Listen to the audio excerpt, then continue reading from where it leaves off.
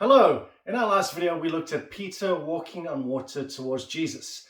And we saw that just like doubt will stop us from receiving wisdom from God, doubt stopped Peter from getting to Jesus. And then I made the statement that doubt will stop us from receiving anything from God.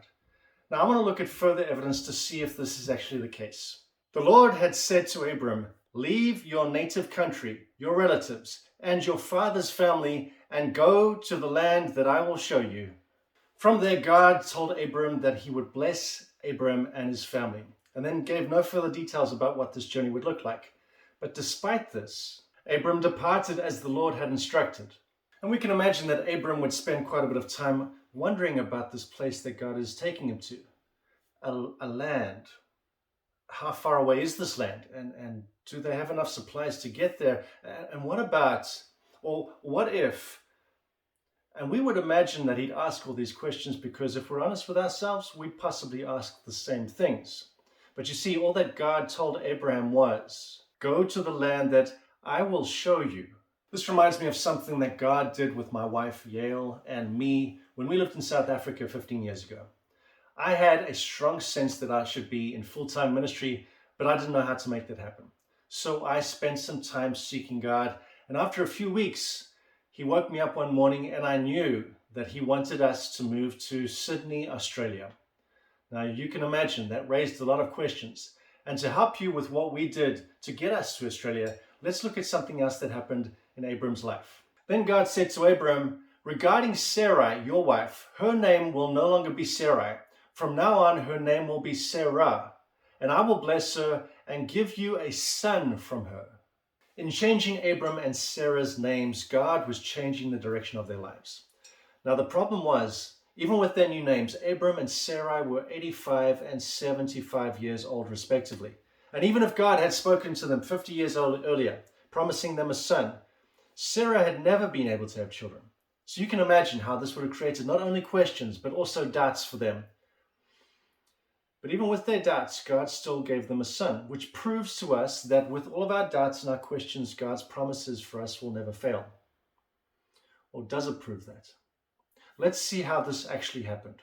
Paul wrote, "Even when there was no reason for hope, Abraham kept hoping, believing that he would become the father of many nations. For God had said to him, 'That's how many descendants you will have.'"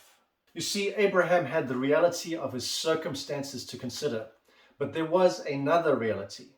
God had spoken to him.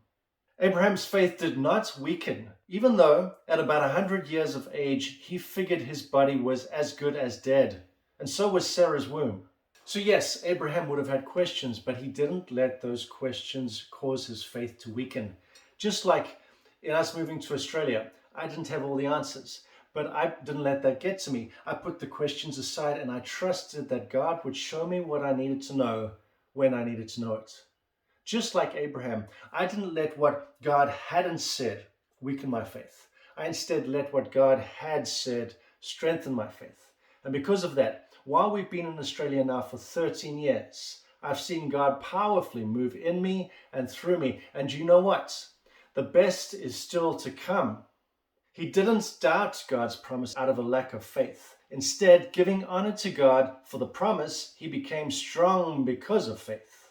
The word doubt that we see here is the same doubt that we find in James 1 verse 6, where we read that a person who doubts will not receive anything from God. So based on all this, I'm going to make some statements. Because Abraham initially doubted, God's promises to him took longer than they should have. And if Abraham had continued to doubt, God's promises to him would not have come to pass at all. If this wasn't the case, if God was going to give Abraham a son regardless of what he believed, then why talk about Abraham's faith at all? As if faith was some kind of issue that Abraham was dealing with on the side while God got on with the real business.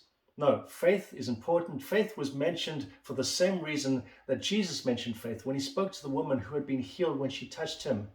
Their faith pulled God's will towards them. But now, was this only about Abraham's faith? By faith, Sarah herself received power to conceive even when she was past the age, since she considered him faithful who had promised. The word received is the same word that James uses when he says those who doubt will not receive anything from God. And I told you that this word means to take, to pull to yourself, to make it your own. So just like the woman who was healed of the bleeding issue, she pulled power out of Jesus and was healed. Sarah here is pulling power from God to have a child. How is she pulling that power? By her faith. Look at it again. By faith, Sarah herself received power to conceive. Yes, Sarah doubted. And yes, she made some assumptions and they resulted in her making some mistakes. But in the end, and this is what we need to focus on, like Abraham, she considered God, who had given her the promise, to be reliable and trustworthy and true to his word. So we've seen that faith and doubting cannot exist together if we're going to see God's promises for our life. And this would have applied to Abraham and Sarah as well. So yes, Sarah laughed, and yes, Sarah doubted, but there would have had to have come a point when the laughing stopped, the doubting stopped, and the trusting started. Now, faith is confidence in what we hope for, an assurance about what we do not see. Sarah couldn't be confident about what God had said and at the same time doubt what he'd said. That's not confidence. That's not faith. You see, Sarah may have had some doubts about things that God hadn't spoken about, but she wouldn't have allowed those doubts to cause her to doubt what God had said to her. Now, I want for you to have the kind of faith that will pull all that God has for you towards you. And so we're going to continue talking about what faith is and what faith is not. In my next video, we're going to be answering the question, did Jesus really say that all we need to move a mountain is faith as small as a mustard seed?